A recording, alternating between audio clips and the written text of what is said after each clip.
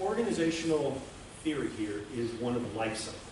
That every organization, whether it's a startup company, whether it's a city, a county, a town, a nation, they all have a beginning, a period where they are in growth, a period where they're stable and doing great things, and a period of decline. And you can look at every organization that ever was and see something like this curve. So the Roman Empire lasted for over 400 years, but if you look at that whole 400 years, it had this bell curve.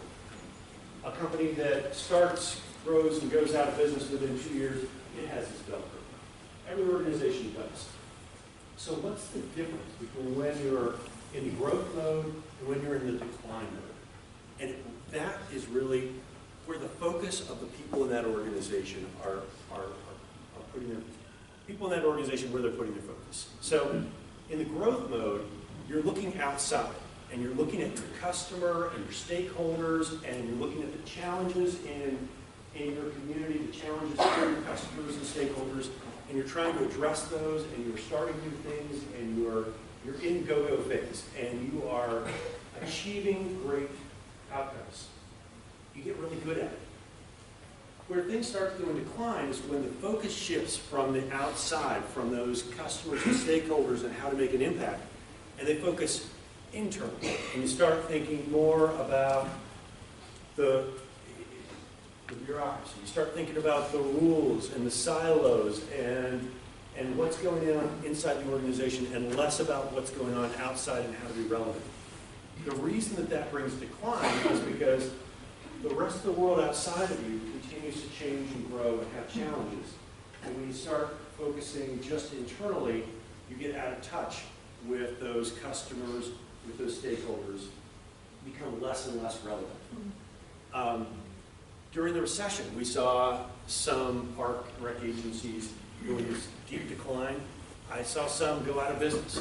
There was one in a small city near me where they just dissolved the park and rec agency and they turned it over to Public Works to mow the grass. Well, that seems kind of tragic, but if we looked at the agency, they weren't terribly relevant. They could do that because they weren't at the center of their community. They weren't really addressing the needs of their folks. All they were doing was mowing the grass. So if that's all you're doing, you can get someone else to do that. It's a cautionary tale because it means we need to focus on looking externally and being relevant to our customers. So you're probably thinking, great, Paul. End note talk, you're telling us all our agencies are going to die. All our work is going to crap. And that's actually not what I'm telling you. I'm telling you if there's not continual effort in rebirth and new ideas and innovation and moving forward and addressing our community challenges in new ways, that eventually the organization will go into decline. But the interesting thing is, and this is where it comes down to us as individuals, is anywhere along that curve, you can branch off and start a whole new cycle. And then you can branch off of that and start a new cycle. So this is not fate. This is just what happens if you don't pay attention. And you can breathe new life into any organization. So let's look at a model for that we are all pretty familiar with, but we may have forgotten this story. So, Apple computer. Now, many of you are of an age where you don't remember what Apple computer was like in the mid-90s. But they were founded in the mid-70s, and by the mid-90s, they were in complete decline. They had lost the computer wars. PCs were outselling Apple products, 100 to 1 or more. And they were just growing more and more irrelevant, less, they were not addressing the needs of their customers in the community. And their sales were in tank. So they brought Steve Jobs back. He had founded the company, they fired him, they brought him back.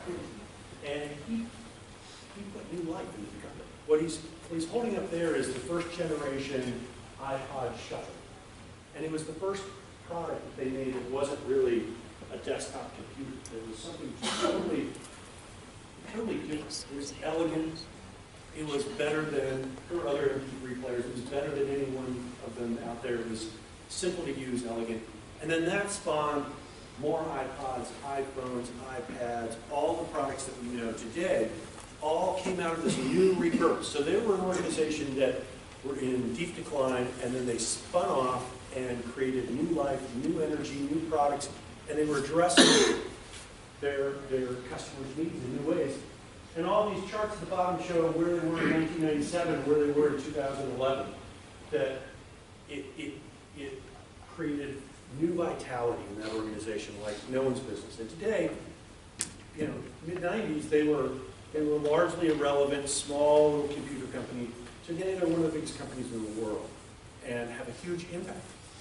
And whether you have an Apple product in your pocket or not, the smartphone in your pocket was inspired by the Apple product because everyone else has been playing catch-up for the last decade. So it shows that there can be rebirth. So then the question is, how do we bring new life, new energy, new vitality in our park and recreation agencies? How do we use this model that, again, everything's scaled? How can we be kind of the Steve Jobs of our park and recreation agencies and make things happen, impact our communities in positive ways, and bring the communities together, and make our agencies more stronger, more vital, and able to do more? If our agencies are more robust, they have a bigger ability to have a bigger impact on the community. So that gets to being entrepreneurial. So let's look a little bit at that word. So most people think when they hear entrepreneur, well, let me ask you, what does an entrepreneur mean to you? Don't look at the definition. Someone that starts a business. Someone who starts a business, someone who owns a business, yeah. So that's what we think. If you look at the definition, it's not actually what it says. It says one who organizes, manages, assumes risk for a business or enterprise. So let's break that down. There are really two elements. There's risk and ownership. So if you have a sense of ownership of your park and recreation agency, when you walk in to your facilities, to your agency, you say, yeah, this is my place and I'm proud of this place. Can I see a show of hands? Anyone here have a sense of ownership? Come on. All right, fantastic. Awesome. Now, the second part of it is not just that sense of ownership, but are you willing to organize and manage? Are you willing to play a proactive role in improving your program, agency, department? Are you willing to go that extra mile and be proactive? Can I see a show of hands for that? All right, well, my work here is done. Thank you very much. It's been lovely to talk to you all. You are all officially park and recreation entrepreneurs.